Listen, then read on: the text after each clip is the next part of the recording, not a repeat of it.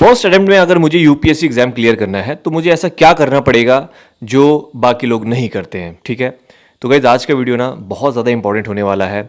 एक systematic way में मैं आपको सारी चीज़ें बताऊंगा एंड आई थिंक वीडियो के एंड तक आप ये भी समझ जाएंगे कि आप ऐसी क्या गलती कर रहे हो जो आपको नहीं करनी चाहिए, और ऐसे कौन कौन से वो स्टेप्स हैं जो आपको फॉलो करने चाहिए, जिनको ऐड करना चाहिए अपनी प्रिपरेशन में, जिससे कि आपका टाइम भी बचे, आप सही डायरेक्शन में भी अपनी प्रिपरेशन को आगे लेके चल सकें। देखिए बहुत सिंपल सी बात है कि अक्सर बहुत सारे एस्पिरेंट्स क्या करते हैं कि सबका अपना अपना एक प्रिपरेशन करने का तरीका है। कोई डायरेक्ट स्टैंडर्ड बुक से अपने सिलेबस को कवर करने बैठ जाएगा, कोई किसी पर्टिकुलर मेंटर को फॉलो करेगा तो भाई उन मेंटर ने जो कहा वो उसको ब्लाइंडली फॉलो करेंगे। कोई आपने टॉपर्स की वीडियो देख ली है तो आप उनकी स्ट्रेटजी को फॉलो कर रहे हो।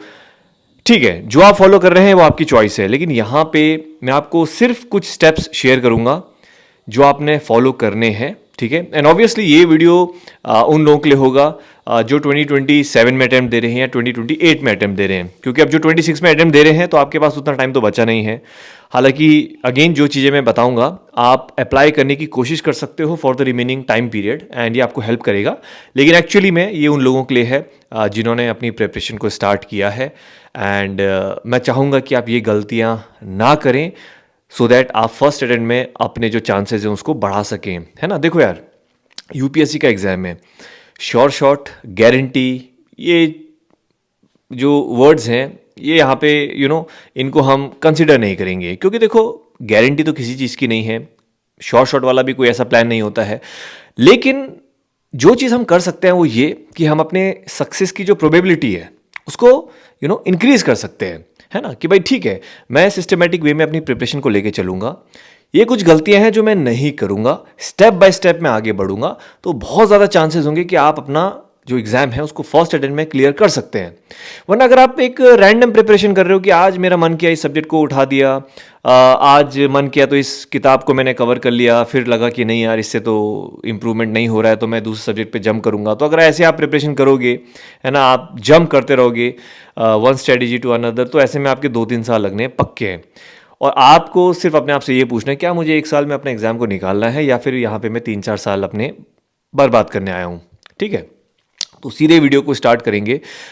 ठीक है, देखिए सिंपल सी बात यह है कि जो रियलिटी है ना यूपीएससी एस्पिरेंट्स की, और मैं आपको दावे के साथ इसलिए बोल सकता हूँ क्योंकि बहुत सारे एस्पिरेंट के साथ मैं कनेक्टेड हूँ, मैंने बहुत सारे एस्पिरेंट्स की जो जर्नी है उसको देखा है, और जाहिर सी बात है कि जो उन्होंने गलतियाँ करी हैं और क्या वो गलतियाँ करते हैं तो मैं आपके साथ एकदम क्लियर कट आपको बता दूंगा, एंड शायद आप भी उन एस्पिरेंट्स में भी होंगे तो आप ये गलती मत करिएगा। देखो यार, होता क्या है ना, ऐसा नहीं है कि यूपीएससी का एग्ज़ाम बहुत ही टफ है, आसान है, हम इस पे बात नहीं करेंगे। ठीक है, एक पॉइंट के लिए हम इसको हटा देते हैं कि यूपीएससी एग्ज़ाम भाई टफ एग्ज़ाम है या इसका सिलेबस बहुत वास्ट है, बहुत सारे लोग सेकंड थर्ड अटेम्प्ट में एग्ज़ाम निकालते हैं, 8-10 घंटे पढ़ना पड़ता है, ये सब चीज़ें साइड कर देते हैं। आप अब यहाँ से इंपॉर्टेंट चीज़ होने वाली है, तो प्लीज़ इसको ज़रा ध्यान से देखिएगा, और अगर आप यहाँ से अगर ध्यान से वीडियो देख रहे हो तो कमेंट करके सिर्फ इतना बता देना, कमेंट करके सिर्फ इतना लिख देना आई एम सीरियस, मैं समझ जाऊंगा कि यहाँ से किसी ने वीडियो को ध्यान से देखा। ट्रस्ट मी, ये जो चीज़ मैं बोलने वाला हूँ आई डोंट थिंक सो ये चीज़ किसी ने भी यूट्यूब में बोली होगी। अब इसके बाद तो लोग बोलने लग जाएंगे, हैं, लेकिन ये चीज़ जो मैं बोलने वाला हूँ इसके बाद ये मतलब किसी ने यूट्यूब पे नहीं बोला होगा, और ये जो 5 स्टेप्स मैं आपको बताने वाला हूँ ये भी किसी ने यूट्यूब पे आपको नहीं बताया होगा कहीं पर भी, पूरे यूपीएससी फील्ड में मैं बोल सकता हूँ दावे के साथ। तो ये बहुत ही इंपॉर्टेंट होने वाला है and this is can be a game changer for you, और ये आपको मदद कर सकता है अपने अटेम्प्ट को अपने एग्जाम को फर्स्ट अटेम्प्ट में क्लियर करने के लिए। तो let's start without wasting the time. देखिए पॉइंट इज कि ठीक है, यहाँ पे एक पॉइंट पे हम ये हटा देते हैं कि भाई यूपीएससी एग्जाम टफ है, आसान है, सब चीज़ साइड कर देते हैं। आप सिर्फ ये सोचो कि भाई ठीक है, ये एक एग्जाम है सिविल सर्विसेज, मुझे इस एग्जाम को क्लियर करना है। ठीक है, इस एग्जाम को क्लियर करने के लिए मुझे क्या करना पड़ेगा? बहुत ही बेसिक सी चीज़ है, इसका जो सिलेबस है मुझे उसको कवर करना है। सिलेबस को अगर मैंने कवर कर दिया तो ठीक है, मैं अपना एग्जाम क्लियर कर दूंगा। ठीक है, लेकिन सिर्फ बात यहीं तक नहीं है, क्योंकि ये ऐसा कोई छोटा मोटा एग्जाम तो है नहीं कि भाई ठीक है इसमें एक सब्जेक्ट या 2 सब्जेक्ट हैं, छोटे छोटे हैं, 2-3 महीने मैंने प्रिपरेशन करी, मेरा एग्जाम निकल गया। भाई सिलेबस इसका वास्ट है काफ़ी, यानी कि इसमें बहुत सारे सब्जेक्ट्स हैं, और छोटे छोटे सब्जेक्ट्स हैं, बड़े सब्जेक्ट्स हैं, ऑप्शनल सब्जेक्ट है, सी सेट अलग से है। तो यानी कि कहीं ना कहीं अब सिर्फ सिलेबस कवर करने से तो बात नहीं बनेगी, तो कहीं ना कहीं मेरी एक प्लानिंग होनी बहुत ज़रूरी है, मेरी एक स्ट्रैटेजी होनी बहुत ज़रूरी है, तब जाके मैं इस एग्ज़ाम को क्लियर कर सकूंगा। अगर मैं एक सिंपल एक वही मेरी अप्रोच रही जो मेरी स्कूल में होती थी, कॉलेज में होती थी कि भाई ये सिलेबस उठाया, ये 4 किताबें उठाई, उस मेंटर ने ये कहा और मैंने उसको कवर करने की पूरी कोशिश करी और इन दी एंड मेरा हाथ कुछ नहीं लग गया, तो आपके हाथ कुछ नहीं लगेगा जब तक कि आप खुद से एफर्ट्स नहीं डालेंगे, जब तक आप खुद का दिमाग नहीं यूज़ करोगे। मैं आपको 5 स्टेप्स बताऊंगा जो बहुत ज़्यादा इंपॉर्टेंट होने वाले हैं, उनको नोट डाउन करना। एंड आप नोट डाउन करने के बाद मुझे भेजोगे, अब आप भेजोगे भी, मैं आप लोगों को टास्क दूंगा, लेट्स गेट सीरियस। अगर एग्जाम निकालना है सीरियस होना पड़ेगा, हवाबाजी नहीं करनी है। एक्चुअली में अगर ऑफिसर बनना है तो अब सीरियस होना पड़ेगा, है ना। अदरवाइज देखो, आप कभी भी यूपीएससी प्रिपरेशन छोड़ के कुछ भी कर सकते हो लाइफ में, कुछ और जॉब कर लोगे, अपने पैशन को फॉलो कर लोगे, बट एक्चुअली अगर आप इस वीडियो में आए हैं तो that means you want to clear the exam, और एग्जाम क्लियर करना है that means you are serious. और अगर सीरियस है तो you have to follow the task जो मैं बोलूँगा। मैंने ये चीज़ ऑब्जर्व करी है, जो भी मैं चीज़ें बोलता हूँ, देखो आप लोग तो यार डायरेक्टली मेरे साथ कनेक्टेड नहीं हो, लेकिन जो लोग मेरे साथ डायरेक्टली कनेक्टेड थे उनमें से भी 95% एस्पिरेंट्स ने फॉलो ही नहीं किया। अब आप बोले बाकी 5% ने, बाकी 5% भी सीरियस नहीं थे। आप फॉलो तो करके देखो एक बार, और आपको अगर वो चेंज नज़र नहीं आया तो आप सीधे कमेंट में जो मर्जी बोल सकते हैं, ठीक है। वो कमेंट मैं कभी भी डिलीट नहीं करूँगा। तो देखिए होता क्या है कि ज़्यादातर जो एस्पिरेंट्स हैं ना, तो एग्ज़ाम को बहुत ही कैजुअली लेते हैं, ग्रांटेड लेते हैं कि ठीक है यार 4-5 अटैम्प्ट हैं, पहले अटैम्प्ट में चलो समझते हैं और दे के देख लेंगे, दूसरे अटैम्प्ट में थोड़ा थोड़ा चीज़ें समझ में आ रही हैं क्योंकि पहले अटैम्प्ट में ठोकर लग गई है, फिर दूसरे में थोड़ी थोड़ी पढ़ाई होगी, फिर वो तीसरे अटैम्प्ट में खींचेंगे। भाई एक चीज़ मैं क्लियर बोल देता हूँ, जिसकी ऐसी कैजुअल अप्रोच रहेगी ना, अटैम्प्ट तो वो 3rd-4th तक लेके जाएगा ही जाएगा और एग्जाम भी नहीं निकलेगा। जो सीरियस होता है वो डे 1 से सीरियस होता है। और बहुत से बोलते हैं कि यार 1 साल तो मुझे समझने में लगा। आई मीन जस्ट आप खुद सोचो, 1 साल आपको समझने में लगेगा यूपीएससी जैसे एग्जाम? अरे 1 हफ्ते में आप समझ जाओगे यार, पीवाईक्यूज तो खोलो, 2 दिन में समझ जाओगे। इसमें 1 साल क्या है इसमें समझने लायक? जब मुझे एक चीज़ बताइए, आर्ट्स के सब्जेक्ट्स हैं, पीवाईक्यूज आपके सामने है, टॉपर्स की लाइन आपके सामने है, क्या है इसमें समझने वाले? ये सब एक्सक्यूजेज होते हैं कि मुझे 1 साल चाहिए भाई समझने को। अरे क्या चाहिए 1 साल? 1 साल में अगर आप एग्जाम समझ रहे हो तो सिलेबस तो आपका 5 साल में नहीं होगा। That is the big mistake. तो यहाँ पे बहुत सारे लोग क्या करते हैं, the thing is they are not serious, as simple as that. बहुत सारे लोग सीरियस नहीं हैं, एग्जाम को बहुत कैजुअली ले रहे हैं, सिलेबस उनका कवर हो नहीं रहा है, एंड फिर उसके बाद वो एक्सपेक्ट करते हैं कि मैं एग्जाम निकाल दूँ। सिलेबस कवर करना तो स्टेप 1 है, और 90% एस्पिरेंट्स तो स्टेप 1 ही पार नहीं कर पाते हैं। तो अगर आप सिलेबस ही कवर नहीं कर रहे हो तो आप कैसे एक्सपेक्ट कर सकते हो कि मेरा एग्जाम निकल जाएगा? आप अपने आप को अंधेरे में रख रहे हो, आप अपने आप से झूठ बोल रहे हो, अपने आप को चीट कर रहे हो। मैं 5 स्टेप्स आपके साथ शेयर करूंगा, नोट देम। आप मुझे सेंड करेंगे, कहाँ सेंड करने मैं बताऊंगा, and you have to you know get serious from now on. ठीक है, सबसे पहला स्टेप, ठीक है, पहला जो स्टेप होता है, मैं अभी बहुत ज़्यादा बेसिक्स में नहीं जाऊंगा, मैं आपको शॉर्ट में बता रहा हूँ क्योंकि देखो बहुत सारे एस्पेक्ट्स होते हैं। हम अभी एक मैक्रो ये एस्पेक्ट को कवर करने की कोशिश कर रहे हैं। स्टेप 1 होता है प्रीवियस ईयर क्वेश्चंस। कुछ नहीं, पीवाईक्यूज उठाओ, थोड़ा गो थ्रू करो, समझने की कोशिश करो।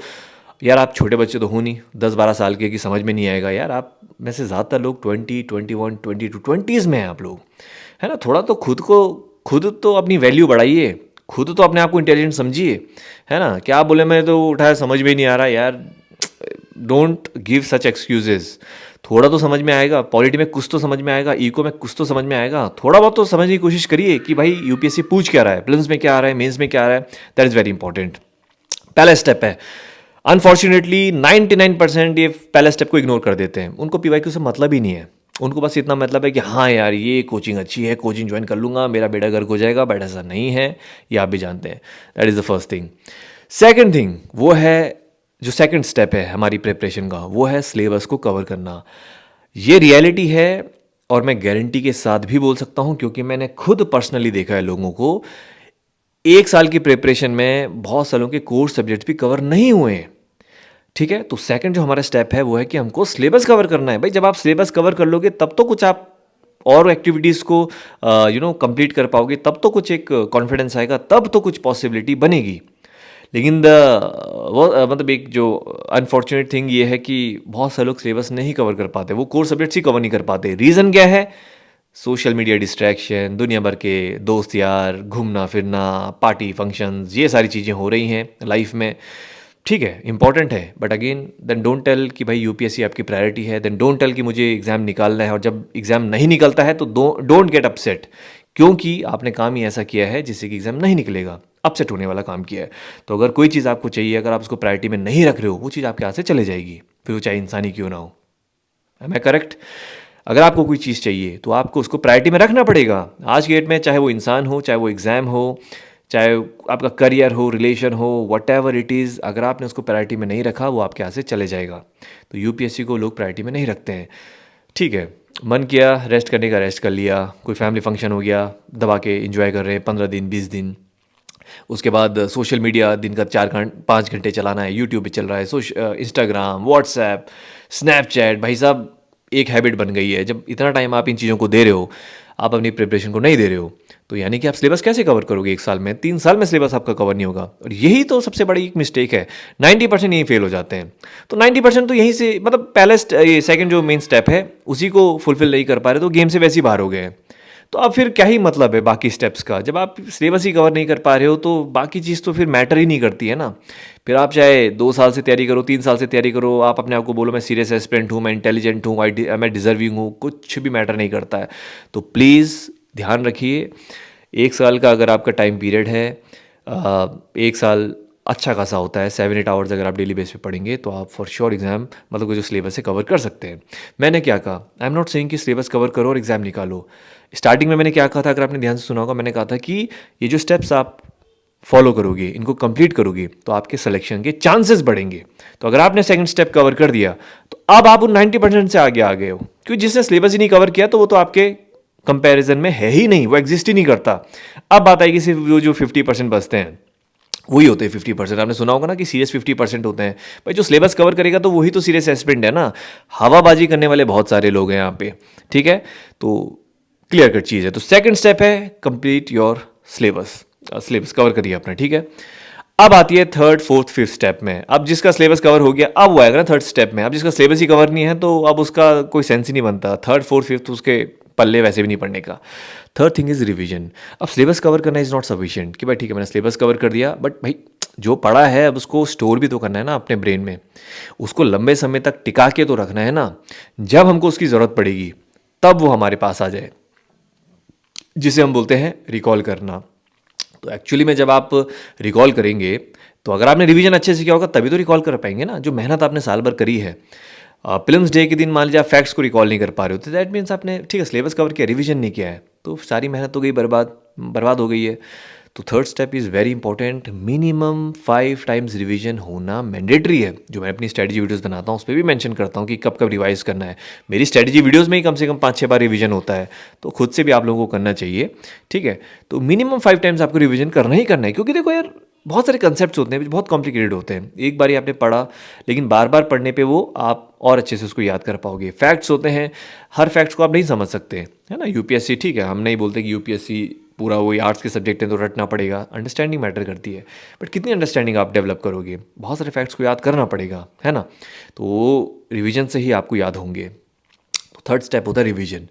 इसके बाद जो फोर्थ स्टेप होता है वो होता है टेस्ट लगाना। मैं बोल बोल के थक गया हूँ, टेस्ट लगाओ। मैं आपको एक सिंपल एग्जांपल दूँ ना यार, कि how non serious many people are regarding this exam. तब वो बोलते हैं कि देखो मेरा एग्ज़ाम नहीं निकला, मेरे को बेनिफिट नहीं हुआ, मेरा फ़ायदा नहीं हुआ, मेरे 2-3 साल बर्बाद हो गए, मैं अपसेट हूँ, मैं डिप्रेशन में चले गया, मैं बहुत ही एंग्शियस फील कर रहा हूँ। सब हटाओ इन सब चीज़ों को। मैं आपको एक सिंपल एग्जांपल दूँ। ऑन एन एवरेज जितने लोग मेरे साथ कनेक्टेड थे, मतलब मैंने प्रॉपर वीकली टारगेट्स प्रोवाइड किए, उन टारगेट्स पे टेस्ट बनाया मैंने। उनका काम था टेस्ट को लगाना। जो जो दे रखा है प्रॉपर, जो एक प्लेट आपको मिल रखी है उस पर प्रॉपर सारी चीज़ें मेंशन है कि ये आपने पढ़ना है, इस पर आपने टेस्ट लगाना है। अनफॉर्चुनेटली उन 100 में से 95 पीपल वो टेस्ट लगाते ही नहीं थे, लगाते ही नहीं है टेस्ट। और टिल डेट आई थिंक मैं अगर पिछले साल मैंने अराउंड 40-50 टेस्ट रेडी किए हैं फॉर 2026, एंड जो लोग कनेक्टेड थे मेरे साथ 40-50 में से उन्होंने 10 टेस्ट भी नहीं लगाया है।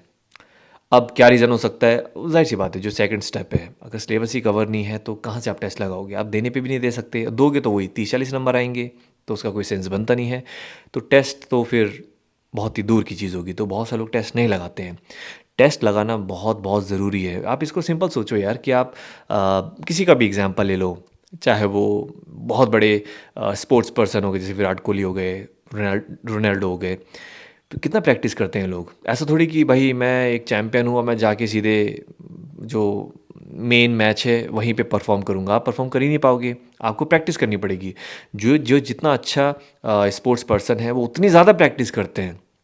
That is the reality. तो प्रैक्टिस से क्या होता है, प्रैक्टिस हमको पता चलता है मेरी वीकनेस क्या है, मेरी स्ट्रेंथ क्या है ना, किस चीज़ को मैं अच्छे से टैकल कर सकता हूँ, प्रेशर सिचुएशन में मेरे को कैसे डील करना है, मैं एक्सपेरिमेंट कर सकता हूँ। मेन डे के दिन आप एक्सपेरिमेंट नहीं कर सकते फिल्म्स के दिन, कि एक फिल्म्स के दिन मैं यार ऐसा करूँगा 80 अटैम्प्ट कर लूँगा, यार मैं ऐसा करूँगा 70 अटैम्प्ट कर लूँगा, या फिर ऐसा करूँगा मैं जो क्वेश्चन आते हैं पहले उनको टारगेट करूँगा और जो क्वेश्चन नहीं आते उनको लास्ट में करूँगा, या फिर जिनमें 50-50 है या जिसमें डिलीमा है उनको मैं छोड़ दूंगा या उनको अटेम्प्ट करूँगा। ये तो आप जब आप टेस्ट लगाएंगे, प्रैक्टिस करेंगे, तभी तो पता चलेगा ना कि आपकी एक्यूरेसी कितनी है, आपका गेस वर्क कितना अच्छा है, आप लॉजिकली सोच पा रहे हो नहीं सोच पा रहे हो। तो ऐसे क्वेश्चन आपको अटेम्प्ट करने की नहीं करनी है, तो ड्यूरिंग प्रैक्टिस आप करोगे ना।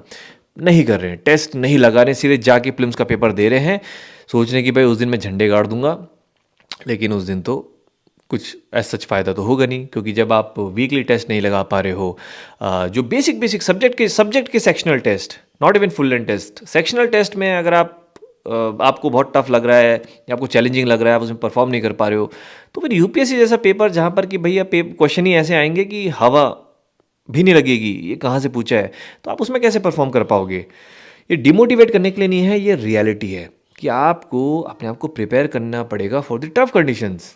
ठीक है, तो टेस्ट नहीं लगाते हैं। तो ये फोर्थ स्टेप है। अगेन दूर दूर तक आपको नहीं दिखेंगे लोग टेस्ट लगाते हुए। अब देखो, अगेन यहाँ पे अब एक इंपॉर्टेंट चीज़ समझिए आप लोग, जो आप में से 27 या 8 में अटैम्प्ट दे रहे हैं, अब इसको ऑब्जर्व करना है उन लोगों के लिए जो 26 में अटैम्प्ट दे रहे हैं। अब आप फिल्म्स के लिए कितना 2-3 महीने बचा है।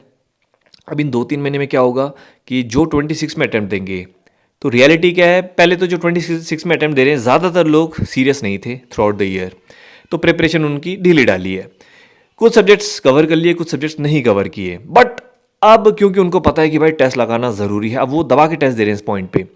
अब आप खुद सोचो कि ऐसे टेस्ट का कोई पर्पज़ ही नहीं है, मतलब वो पता नहीं भेड़ चाल में चल रहे हैं कि भाई मेरे को भी टेस्ट लगाना है, इस कोचिंग की टेस्ट सीरीज़ खरीद ली, मैं टेस्ट सीरीज़ दे रहा हूँ, मतलब सिलेबस कवर नहीं है, रिवीजन अच्छे से हो नहीं रखा है, पीवाईक्यूज कर नहीं रखे हैं, एग्जाम की अंडरस्टैंडिंग है नहीं। अब आप सीधे फोर्थ स्टेप पे चले गए हो, क्यों? खुद की संतुष्टि के लिए कि मैं टेस्ट लगाऊंगा, क्योंकि टेस्ट लगाने चाहिए, ये वो टेस्ट लगाएंगे, क्या होगा, टेस्ट में ठीक ठाक नंबर आएंगे, टाइम तो वेस्ट हो गई ना। आप एक टेस्ट को लगा रहे हो 2 घंटे एनालाइज कर रहे हो, और वो ऐसा भी नहीं कि एक टेस्ट लगाने दो, वो दबा के टेस्ट लगा रहे हैं, हफ्ते में 3-3 टेस्ट लगा रहे हैं, जो कि एकदम नॉनसेंस एक्टिविटी है इस टाइम पे, है ना। जो चीज़ करनी है उस पर फोकस करो ना यार।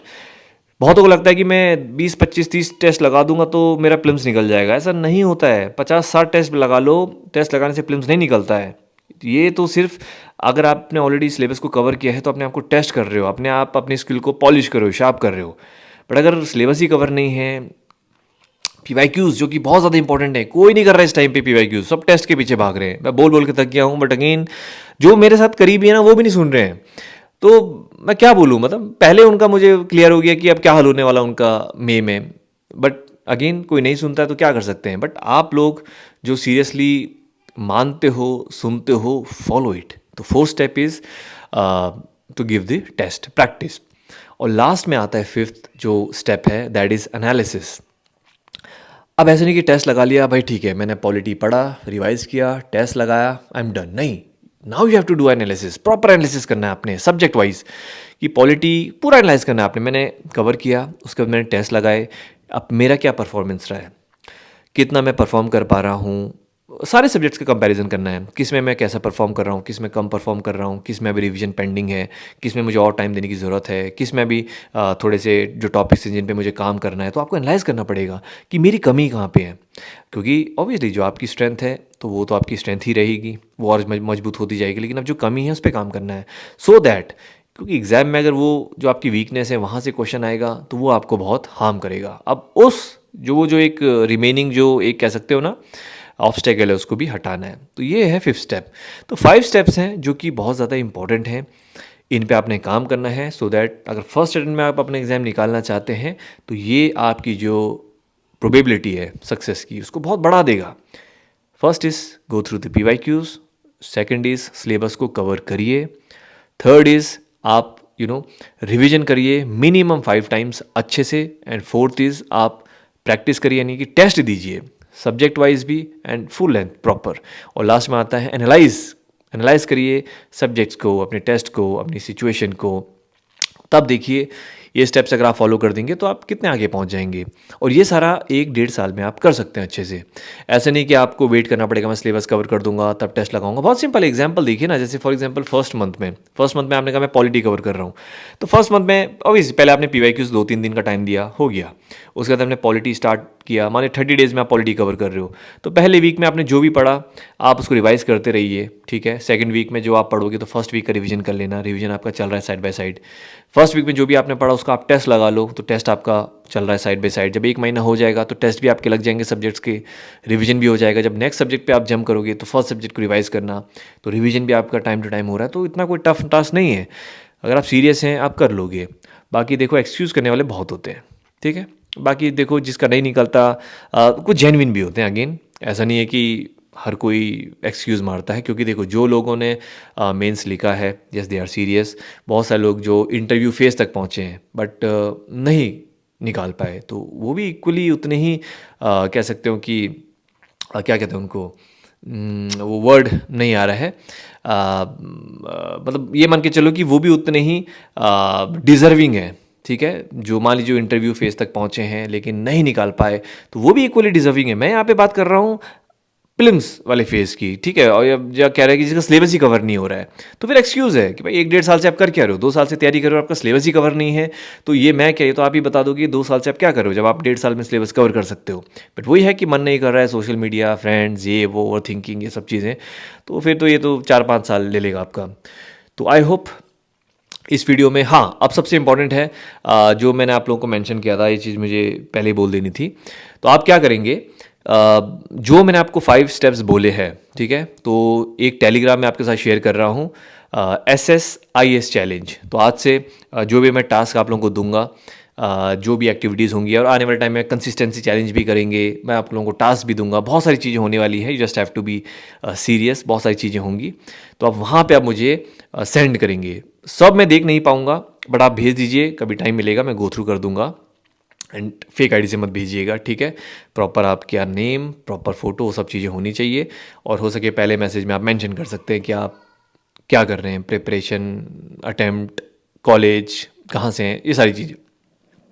तो जो मैंने आपको बोला है ये आप लिख के प्रॉपर एक आप पेपर में लिखेंगे कि ये जो 5 स्टेप्स है, और इसको आप अपने ठीक है डायरी में या टेबल पे इसको चिपका देंगे और उसका फ़ोटो मुझे सेंड करेंगे, ठीक है। कहाँ पे, टेलीग्राम पे। टेलीग्राम है SSIS चैलेंज, तो ये यूज़र नेम है SSIS चैलेंज। मैं इसको डिस्क्रिप्शन कहीं पे नहीं डालूंगा, क्योंकि जो वीडियो देख रहा है वो सीरियस है, और मैं चाहता हूँ सिर्फ सीरियस एस्पेरेंट्स ही मुझे मैसेज करें, क्योंकि टाइम मेरे पास भी नहीं है इतना फालतू लोगों को एंटरटेन करने का, ठीक है।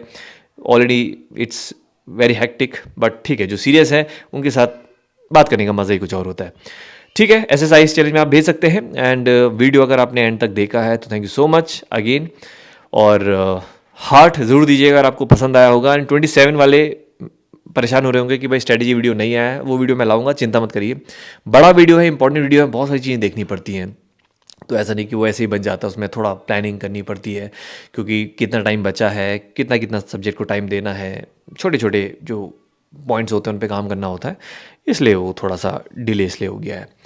तो आई होप ये वीडियो देख के आपको मज़ा आया होगा। तो that's all in today's video. Thank you so much, have a good day and heart ज़रूर दीजिएगा। सी यू। और गाइस एक और चीज़ मैं बोलना भूल गया था, वो है रिगार्डिंग माई बुक्स। आप में से काफ़ी सारे एस्पिरेंट्स पूछते हैं कि बुक्स हमको कितना हेल्प करेंगे ड्यूरिंग आवर प्रिपरेशन। देखिए, आप में से बहुत लोगों को नहीं पता होगा कि मैंने हाल ही में, मतलब पिछले साल, सेकेंड एडिशन जो हमारी इंग्लिश कंपेंडियम है उसको लॉन्च किया था। तो उसमें टोटल 7 बुक्स आती हैं, polity, economics, history, geography, environment, science and tech और जीके। और हमारी हिंदी की भी आती है, हिंदी की एक ही बुक है, उसी में सारे सब्जेक्ट्स का समरी दे रखा है। तो देखिए ये बुक आपको बहुत मदद करेंगी आपकी प्रिपरेशन में, क्योंकि देखो बुक्स को हमने इस तरीके से डिज़ाइन किया है, ये थोड़ा सा रिवीजन पर्पज से आपको मदद करेंगी। आप इनको स्टैंडर्ड बुक से रिप्लेस नहीं कर सकते हैं, बट येस अगर आपने कोई सब्जेक्ट पढ़ लिया एंड आपको लगता है कि यार अभी मुझे नोट मेकिंग करनी है, तो नोट मेकिंग में आपको हमारी बुक्स बहुत मदद करेंगी, क्योंकि हमने बहुत सारे चार्ट्स, टेबल्स, डायग्राम ये सब प्रोवाइड किए हैं, है ना। फैक्ट्स को बेसिकली हमने टेबुलर फॉर्म में प्रोवाइड किया काफ़ी सारा, तो ये आपको बहुत मदद करेगा रिवीजन में आपके। और थोड़ा सा देखिए, मेंस के भी इसमें कुछ टॉपिक्स हैं, लेकिन प्रीलिम्स में आपको ये ज़्यादा मदद करेंगे, क्योंकि देखो प्रीलिम्स थोड़ा फैक्ट बेस्ड होता है, एंड इसमें फैक्ट्स को हमने ज़्यादा से ज़्यादा कवर करने की कोशिश करी है। तो यस, ये आपको बहुत ज़्यादा मदद करेंगे आपके प्रिपरेशन में। एंड देखिए, होता क्या है ना कि कन्फ्यूजन रहता है कि कौन सी बुक बेटर है। मैं तो कहूँगा देखिए, अगर आपको ऐसा है कि नहीं भाई मेरा ये सब्जेक्ट वीक है, तो आप एक स्पेसिफिक बुक को भी परचेज कर सकते हैं। अदरवाइज मैं तो ये सजेस्ट करूँगा कि आप सारी जो सब्जेक्ट्स हैं, स्पेशली हमारे कोर सब्जेक्ट्स हैं, आप सबको अरेंज करिए, और बाकी जो पूरा बंडल है आप उसको भी एक बार गो थ्रू कर सकते हैं। तो डिस्क्रिप्शन पे आपको लिंक मिल जाएगी हमारी बुक्स की, तो आप एक बार गो थ्रू कर लीजिए उसमें क्या क्या चीज़ें हैं। अगेन, कंफ्यूजन ना हो, सेकेंड एडिशन है जो लेटेस्ट वाला है, कंफ्यूज मत होइएगा, उस पर प्रॉपर लिखा होगा सेकेंड एडिशन, वो लेटेस्ट वाला एडिशन है, तो आप उसको ही गो थ्रू करिए, ठीक है। And that's all, thank you.